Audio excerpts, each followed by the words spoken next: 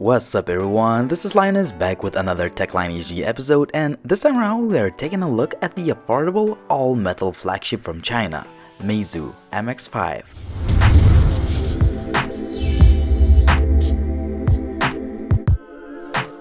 The Meizu MX5 comes in a pretty cool looking book style packaging where all the items are packed neatly. The contents include the power brick, USB cable, fancy looking SIM ejector pin, and some documentation. When it comes to the design of the phone, we are looking at a really premium handset. It sports a high-quality all-aluminum unibody, but the top and bottom parts are made of plastic. Still, they feel very high quality. It's not a small device as it has a 5.5 inches display, but due to rounded corners and great ergonomics, it sits very comfortably in the hand, and one-hand operation is easier than on most of the phones with this size of the screen. On the front top side, we have an earpiece, the usual sensor lights, a 5 megapixel shooter, and a non-customizable LED light. On the bottom, there is just a home button, which also has the embedded fingerprint scanner, which is easy to set up, it is fast, and it works very well, but I'll get back to this feature a bit later. On the back, we have a 21 megapixel Sony camera, which is supplemented with a dual-tone dual LED flash and a laser autofocus system. On the right, we have a volume rocker and a power key, which are also made of metal. They have a great tactile response, but they wobble quite a bit once you touch them with your fingers, and this is a minus from otherwise great build quality. On the left side, there is a dual nano SIM tray, and another shortcoming is that there is no microSD card slot. On the bottom, we have a mic, USB port, and the speaker grill, and on the top, there is a headset jack along with a secondary mic. Overall, the phone looks and feels premium, it is very comfortable to hold it in the hand, and a bit wobbling buttons are the only issue to be concerned about the otherwise great build quality. The Meizu MX5 comes with a 5.5 inches 1080p AMOLED screen. It is a nice looking panel with deep blacks and punchy but a bit oversaturated looking colors. The brightness output is okay, but the sunlight visibility is not stellar. As far as the viewing angles, it is good but not great. The colors tend to wash out just a little bit, and the screen gives some kind of reflection we don't see on the IPS panels. A good thing is that you can adjust the color temperature of the display in the settings menu.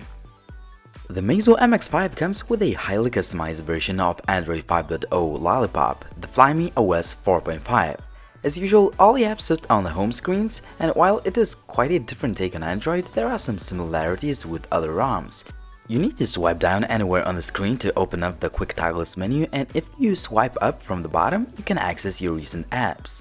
The Flyme OS has tons of themes, wallpapers, ringtones, and other customization options to choose from. It is worth mentioning that all the navigation is done using just one home button. If you simply tap it, it works as a back button, and if you click it, it takes you home. The functionality of the home button doesn't stop here, as it also serves as a fingerprint security mechanism. The setup is really easy, and I'm really impressed how it works. The scanner is very accurate and fast, and it's just a pleasure to use it.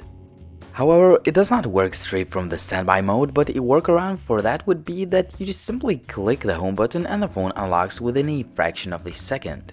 Other notable features include gesture controls, and there are a lot of them, and you can even create the new ones. As I have said in the Meizu MT Note review, the Flyme OS has one of the best gesture control implementations, and the Meizu MX5 is no exception. Overall, I'm very happy with how the UI works. It is smooth most of the times, all the apps are working fine, and I have no complaints about it, especially after a few latest software updates I received. The Meizu MX5 has an octa-core MediaTek Helio X10 chip with a clock speed of up to 2.2 GHz, 3 GB of RAM, but my review unit has only 16 GB of non-expandable storage, which sucks. The 3D games run fine on this device. Although the graphics don't look that good like on some other high-end devices, there is no stutter or lag. Well, I experienced a few skipped frames, but that did not alter the otherwise great gaming experience.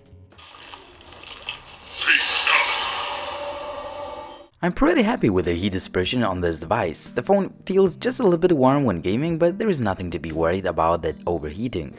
Multimedia experience is great overall. The 1080p video playback is smooth, and the phone comes with a decent loudspeaker, which is one of the loudest out there. However, it lacks a little bit of depth to call it a very good loudspeaker.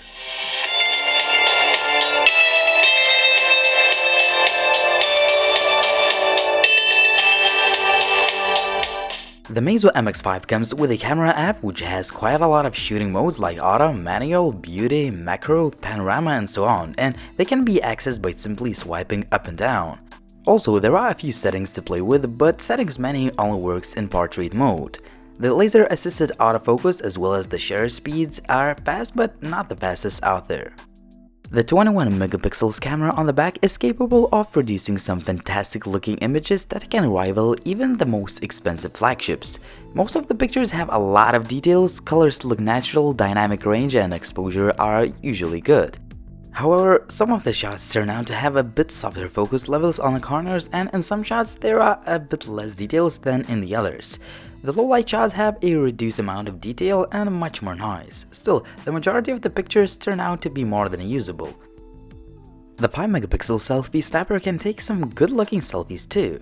Overall, I'm very happy with the camera. While it's not perfect and some shots can be a hit or miss, a lot of daylight images are one of the best among the competition.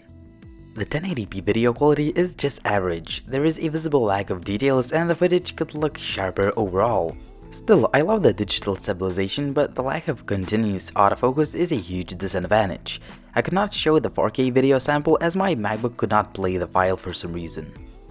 The call quality along with the signal reception are good and the earpiece is loud enough. Also, I had no issues with other connectivity options like Wi-Fi, GPS or Bluetooth. The 3150 mAh battery is pretty good. It will get you through the day quite easily as I was able to get 4.5 or even 5 hours of screen on time every day. If it happens so that you need to do a lot of energy consuming tasks, the M-Charge comes to help as it charges up the battery up to 60% in just 40 minutes. So there you have it, affordable yet stylish all-metal Meizu MX5. It has a great design and outstanding build quality except for those a bit wobbling buttons. The phone has a well-implemented UI which gets better and better with constant software updates, great performance, quite an impressive camera, great battery life and a fantastic fingerprint scanner. That doesn't mean that the phone is excellent though. The display is good but the viewing angles are not excellent due to small reflection which leads to a bit washed out colors if you look from an extreme angle. But I'm being bloody picky here. Also, the lack of the microSD card slot makes the 16GB model obsolete for heavy users, and I honestly don't understand why manufacturers keep producing devices with such a low amount of storage.